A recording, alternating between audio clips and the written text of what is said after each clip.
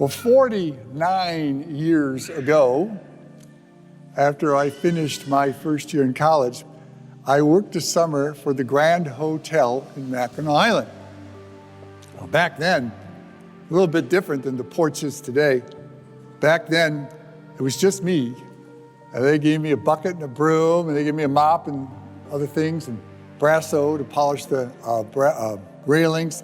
And of course, I had to empty the ashtrays and the spittoons. I hadn't been back there again until last summer. I realized that the spittoons and ashtrays are now gone. So that's an improvement.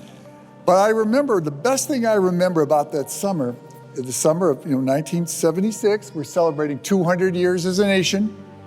One of the many events that took place that year was the United States invited all the large sailing ships, the classic old sailing ships, like that right there, to come and visit the United States. They came to various ports, and a number of them went through the canal, went across New York, and went up past to the canal, the Welland Canal past Niagara Falls, sailed up through Detroit. Maybe some of you were downtown to watch that. It was quite an event.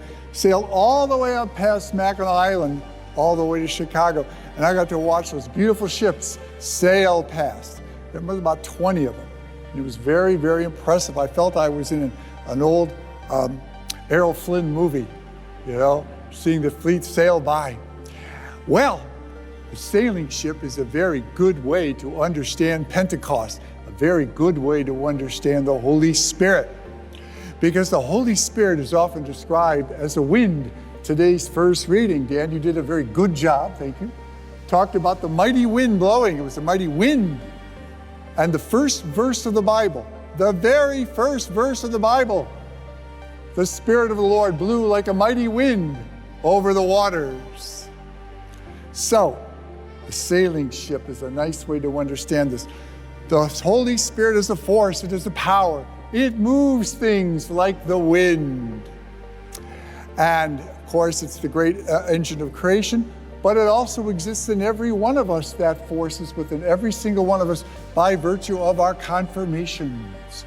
So, how do we harness that wind? Well, in a sailing ship, they harness it by putting up the sails. The sails capture the wind and off the ship moves. Well, we have that challenge in our own life to put up our own sails, to capture that wind of the Holy Spirit in every one of our lives. But that takes courage. Now, getting back to the sailing ship, I don't know about you, but I think it takes a lot of courage to climb up those tall poles, those masts, and crawl out on those beams there to lower those flags, because that's how they did it back then. They did it by hand, and you climbed up those ropes, and the ship's moving back and forth, and it's a rope ladder. I don't know if I'd be brave enough to do it. But to get that ship moving, they had to have the courage to do that, to take those sails up. Well, we need courage too to harness the wind of the Holy Spirit. We have to lift up the masts in our own life so that we can capture that force. And that's not always easy either. We have to have the courage to do good works. We have to have the courage to reconcile with people. We have to have the courage to say we're sorry. We have the courage to accept someone else's apology. We have to have the courage to reconcile. We have to have the courage to be generous. We have to have the courage to be compassionate, because sometimes these things are very, very hard to do, just like climbing up that mast to light that sail. But if we have that courage through those actions and unfurl those sails within our lives, we will find that Holy Spirit indeed will move us even quicker toward the heavenly kingdom.